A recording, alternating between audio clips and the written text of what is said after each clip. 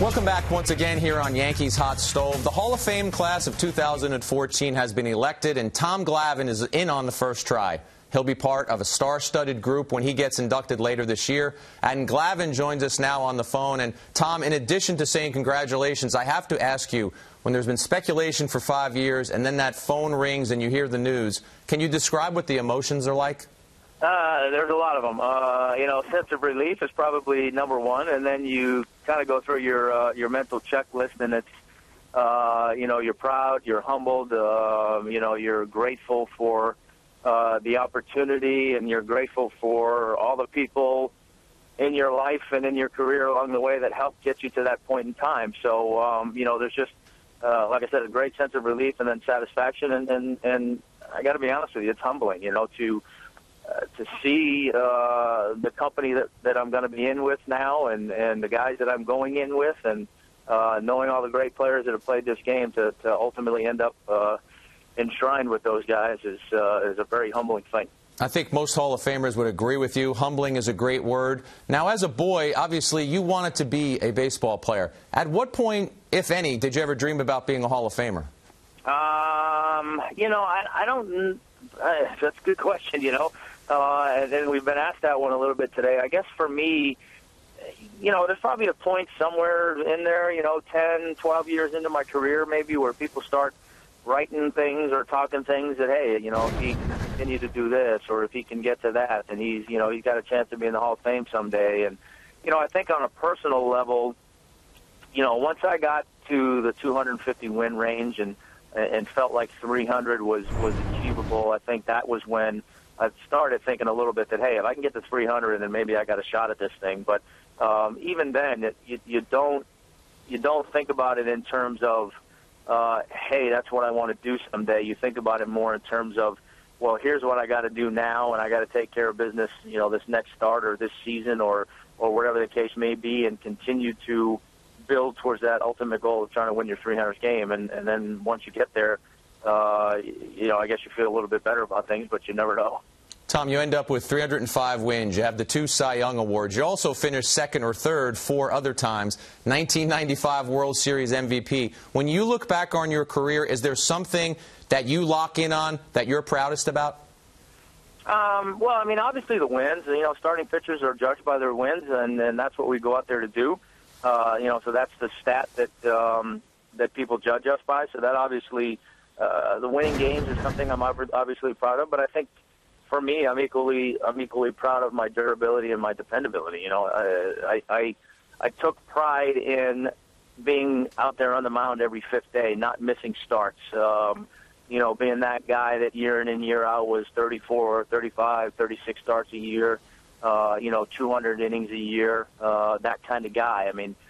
My goal every year in spring training was to go in and make all my starts and pitch 200 plus innings, and I felt that if I could do that, number one, that was a commodity that a manager wanted.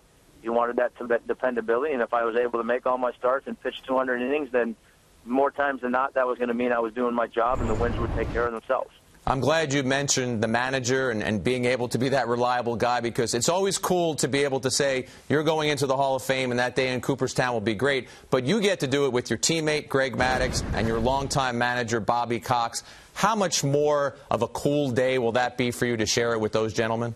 Well, the analogy is it's the icing on the cake. To have the opportunity to go into the Hall of Fame is certainly special in its own right. To have the opportunity to go in with 2 guys that were such big parts of my career, both from a support type of situation and also an influence type of situation. I learned more about the game from Bobby Cox than anybody. I learned an awful lot about pitching from Greg Maddux. Being around Greg and watching Greg pitch and watching his greatness year in and year out certainly drove me to try and be as good as I could possibly be. That was one of the beautiful things about what we had all those years in Atlanta with those rotations is, we fed off of each other. We all wanted to do well. When one guy pitched a good game, then the next guy wanted to go out the next night and pitch better. And when you're around guys that are that good, they push you. They make you be better because you have to. You have to be better in order to keep up. And that's what we had for so many years in Atlanta, and it was great. Tom, I know I've talked to a lot of hitters during your time. It would say he's throwing 2 seamers to both sides of the plate. He gets to 2 strikes. He's throwing that changeup. I know what he's trying to do, and yet I still can't hit him because you were so precise. Where did that precision come from? Just a lot of hard work. You know, I mean, that was one of the things that I looked at after my first year in the big leagues when I lost 17 games, is I knew my command had to get better. And then every year subsequent after that, I always felt like my command could get better and could be better. You know, I think one of the things that I did a pretty good job of year in and year out was evaluating myself and my season and looking for things that I could do better. And I think the location thing was something that I always felt I could get better at, whether it was, you know, pitching ahead in the count more or walking less guys or getting guys out quicker in a count. Those were all things that I felt like I could do better, and then I'll get back to command. So I worked on it all the time, and then eventually I got to the point where it was fairly consistent. And then, you know, that kind of was my mindset as well. I knew for the most part that the hitter was sitting in the batter's box, and he knew what I was trying to do.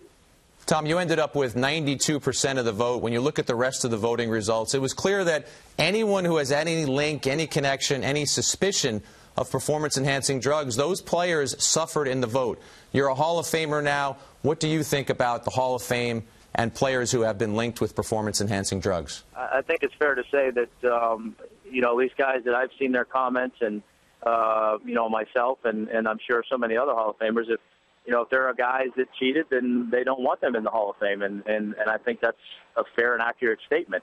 You know, I agree with you. I think the vote has reflected that some people have some suspicions, and those guys who have been strongly suspected have, you know, they've paid the price in terms of the vote. You know, where it gets a little bit dicier is I think there are some guys that are, you know, strongly suspected and maybe some guys that are maybe a little bit suspected, and they're all getting lumped in together.